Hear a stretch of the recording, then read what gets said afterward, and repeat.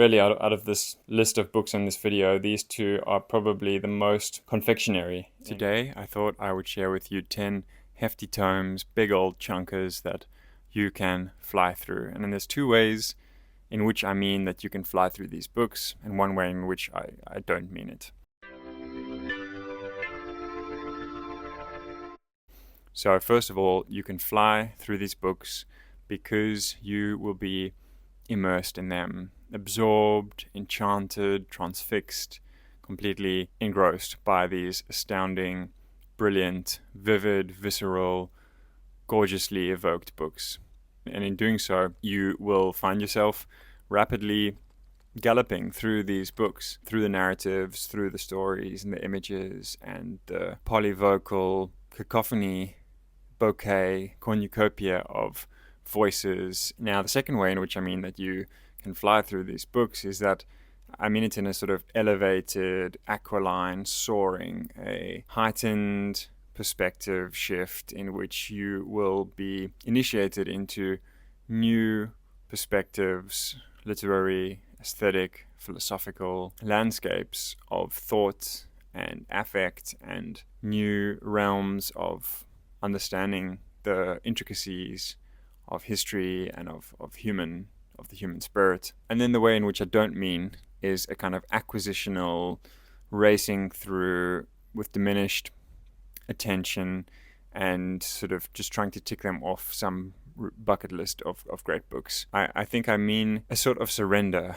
is what I'm more aiming at articulating, in the sense that T.S. Eliot meant to surrender to a work of literature, to suspend your judgment and just be completely engulfed by them. And afterwards you can go back and reread more slowly, evaluate, formulate a sort of critical perspective on these texts. That I would recommend to doing that on a second reading. Most of these have quite big, weighty, authoritative reputations, and that's why I just wanted to encourage you that if you haven't read these, they are not dry and eviscerated, attenuated, drag through the mud. They are really enlivening. I would love to know also, of course, which of these you've read. Do you recommend other big tomes of this ilk that are philosophically, aesthetically weighty, or in terms of their reputation, but yet are surprisingly nimble and limber and dexterous and snackable? So do let me know what you think of these and if you have other recommendations along this line. And without further ado, these are the 10 big chunky tomes that you can fly through. Here I've got them laid out. All 10 of them on the faithful blue couch. Sometimes I arrange the books in a video chronologically. This time I'm just kind of winging it a little bit. I've pulled them down and there is a certain juxtaposition to these texts, an arrangement that I think hopefully brings to light the intonations and melodies and accents of excellency that these texts variously convey, and that excellence, that profundity, that splendor can be delivered in many, many different ways. And that's a little bit the idea in this spontaneous arrangement of these texts. So first I've got Homer's The Odyssey. This is the Robert Fagles translation. Stunning edition in the Penguin Deluxe editions. You see I've got another Penguin Deluxe edition here. And I wanted to actually just also hold up the Iliad, because a few people have asked me where to begin. Do you start with the Iliad or do you start with the Odyssey? Now, it's been widely agreed by scholars that the Iliad came first, and the strongest argument for that ordering is that there are several allusions to the story of the Iliad in the Odyssey, but the same is not said the other way around. In terms of recommending which one to read first, I read the Iliad first and then the Odyssey, and I found the Iliad to be very exhausting, unrelenting. It's a kind of chest-thumping, knuckle-dragging bloodbath. Yeah, I think because I read the Iliad first and it was so tiresome and lacking in tonal variance, lacking in a rhythmic pacing, it is fast-paced, but it is kind of like full-throttle, violent clash of shields and swords, and I found it quite wearisome in that sense. This violence is interwoven with the caprices and the whims and the egotism of the gods as they dabble in human affairs. It's not an easy text. It's not something that you can fly through, in my opinion. Let me know if you disagree about that. But I read it first, and then my expectations were so embattled, to excuse the pun, that I came to the Odyssey with gritted teeth, expecting to trudge my way through it. And actually, the Odyssey is a delight. It's really a different, very, very different ambience, a different pacing and rhythmic flow. There's a lightness, a breeziness, an alacrity to the unfolding of events and the actions of the players on the Aegean stage in the Mediterranean in ancient Greece. And the Odyssey just has that whip and vigor that is so refreshing and enjoyable, and you find yourself spellbound. You find yourself caught up in this incredibly influential series of events that have shaped Western culture and global culture massively. All of these mythological figures like Circe, Odysseus, Poseidon, Cyclops, they are so ubiquitous in our culture, but within these pages are the roots of so many of those figures. And in having a good grasp of the Odyssey, you find yourself much more conversant with the echoes and allusions, and that adds a lot of depth to reading. It's just fantastic. Of course, the Iliad has that too, but Odyssey has, like I said, a pacing and a lightness to it. There's an interesting juxtaposition between the home scenes in which Penelope is, entertaining these avaricious and repugnant suitors, and then the immense churning motion of Odysseus's journey and the nadir of his entrapment and his escapes and his escapades. If you feel that you want to soar and tumble with the high swinging motion of the Odyssey and then build up your stamina and trudge through the Iliad, then do that. If you feel like you want to get the hard part out of the way first, then proceed to armor yourself and march into the Iliad, and then later glide and float through the Odyssey. Next, I've got Leo Tolstoy's Anna Karenina. This edition, by the way, is translated by Richard Pevier and Larissa Volokonsky. There's another edition that I really liked, but I can't right now think of the translator, so I'll write that in later. You might think, well, how could such a big doorstopper of a novel, serious Russian, existential, religious exploration of weighty themes and immense personal tragedy, vast historical sweep, how could one fly through this? And the answer is, in my opinion, that Tolstoy's prose is so supple, his world building is so finely wrought and all-encompassing. He casts a kind of gossamer, a fine mesh or gauze or spiderweb of interconnection that is just glowing with energy, and you just are propelled through the story. You really do fly through it. And there are even swathes in this novel of sort of discourse on clerical issues in 19th century Russia and the question of the independence of other Slavic peoples, the question about serfdom and the rights of the peasantry, all of these things. But even in spite of that, there is a thread of glowing energy that carries you through. You're so deeply submerged in the bloodstreams, in the very DNA of these characters, Vronsky and Anna, Levin and Kitty, Oblonsky and all of the others, that you find yourself really caught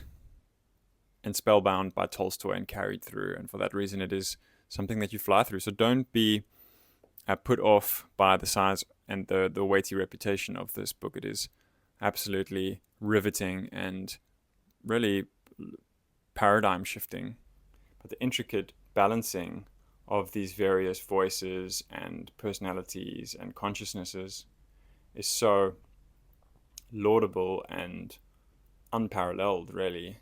Levin and Anna Karenina especially are counterpoised in their machinations, their seeking and searching, and you are really swept along in the river of their inner beings. And it's a wild ride, it's heart-wrenching, it's also just filled with exquisite crystallizations of human experience at its deepest points. The birth of a child, the death of a loved one, and as well as the daily minutiae and struggles and pettiness. It's all superbly bound up, and you tumble through it without really being cognizant of how rapid that flow is. And that's why I really think you fly through it in both senses of the word. You could take your pick with Dickens.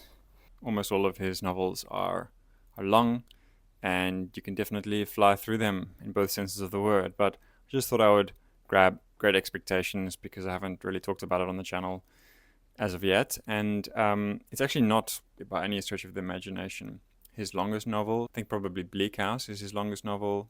David Copperfield is up there as well, I would imagine. But nonetheless, Great Expectations is a major work of the Western canon, and it clocks in at least 500 pages, if not more. So I thought it fits the bill. You can fly through it both in its absorbing, dilating excitement of the story itself, as we follow the vicissitudes, the vagaries of dear Pip, as well as Joe and Biddy and Magwitch and Mr. Jaggers and all of these unforgettable characters. It's heartwarming, it is gut-wrenching, it is titillating, it's funny, and it is just Dickens doing what he does best, bringing into being, engendering a world unto itself, full of pulsing truth and empathy, as well as horror and pity, in the words of Jorge Luis Borges, a world of infinite wonder and infinite pity. I think Great Expectations fits the bill. I love it. It's one of my favorite books, and it will make you cry, it will make you laugh, and it's a masterpiece, but you will fly through it. So next is a real blockbuster of a classic, Bram Stoker's Dracula. Now, to be honest with you, this book is a little bit too melodramatic for my taste, but it is so enthralling and captivating in its originality, in its scale and its ambition, and the vivid originality of Count Dracula himself. And it has a really electric pace to it. It's epistolary. You get these letters and telegrams and journals that you just devour as the story unfolds. And I think that the splitting of the narrative into these separate voices is a very compelling and ingenious way of bringing a little bit of redirecting and recasting the mood and the unravelment of the horrors of the story. There's also a lot of tension and submerged repression of sensuous desire, and that also adds a kind of negative ambience that crackles and propels the story forward unceasingly. It's really a wild ride.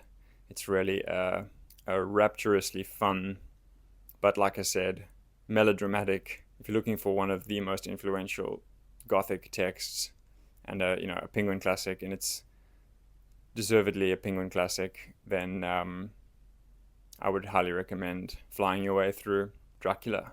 Next, I've got Song of Solomon by Toni Morrison.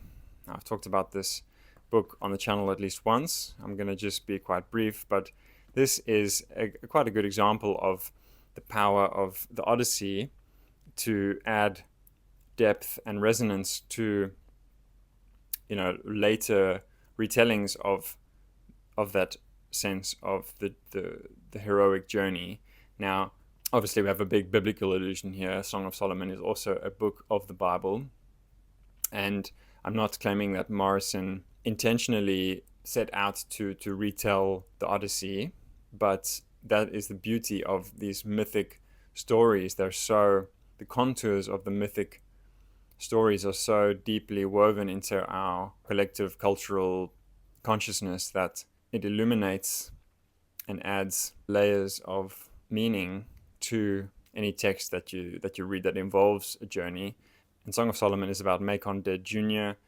and his friend Guitar, and Macon's searching for a sense of identity and a sense of a return to his roots, to understand the hypocrisies and injustices of American life. It's so musical and streamlined and rhythmic in its delivery that you become so entranced in the rhythms and cadences of the story and of the voice of the narrator that you really find yourself inextricably bound to this book until you get to the final page. Next, I've got the collected stories of Lydia Davis, and it's an unusual choice perhaps. A lot of these are big, long, realist narratives. Now, Lydia Davis writes these super concentrated microfictions, and this one actually has about at least 3 or 4 of her individual collections collated into one. And but sometimes you just need a shot of literary power. You need some unsettling and slanted shock to the senses, like a bucket of cold water over your head, or a slap of ice cold wind, accidentally headbutting yourself on your way to the bathroom in the middle of the night. These kind of experiences. Love. A woman fell in love with a man who had been dead a number of years. It was not enough for her to brush his coats, wipe his inkwell, finger his ivory comb. She had to build her house over his grave and sit with him night after night in the damp cellar. This shocking and macabre turn at the end is so representative of Davis's stories. There's so much compression and spookiness embroidered into these short fictions, and you find yourself just so ravenously curious to read them all that you really fly through it, and at the same time feel like you see your life in these kind of honeycombed snatches of glittering weirdness. And it's really quite an astounding and invigorating experience. All right, I always really ramble, so let's have a look. We've got 4 here. I'm going to do these quite quickly because I've mentioned them all at least once before. But the complete novels of Jane Austen.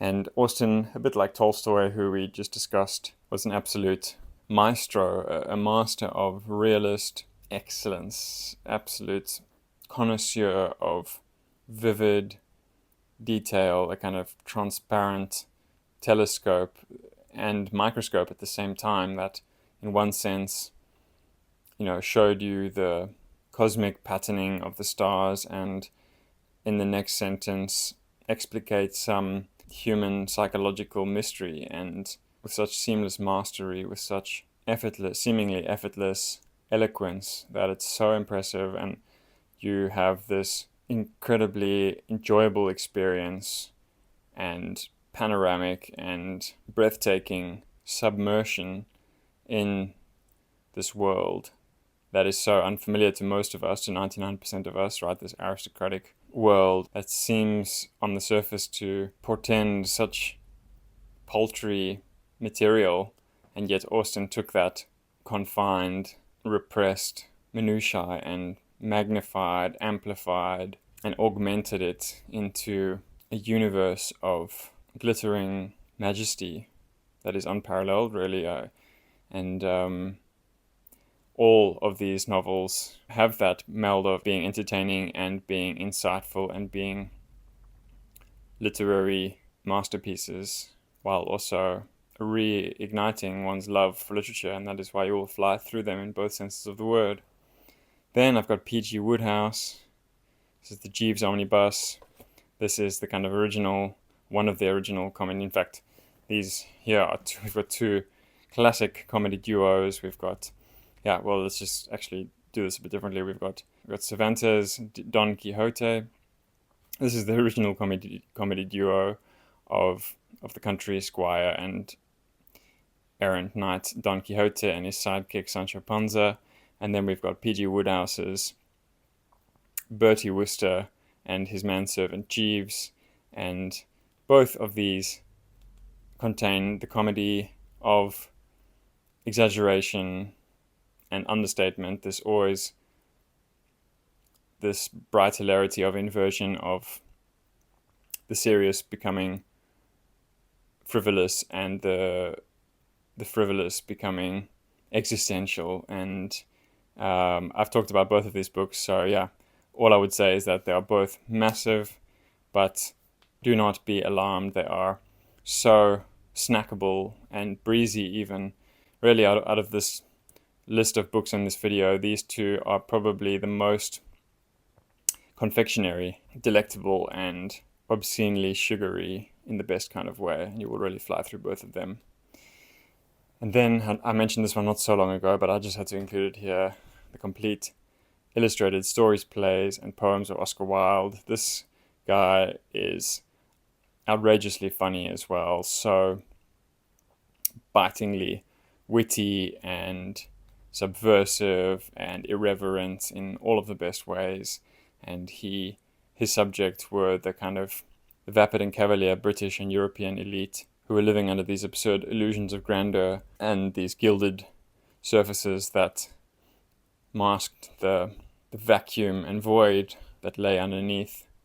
And Wilde is intoxicatingly funny, satirizing and lampooning in his treatment of these types, in doing so providing a really scathing social critique of the cosmic injustice of the material imbalances at the heart of civilization.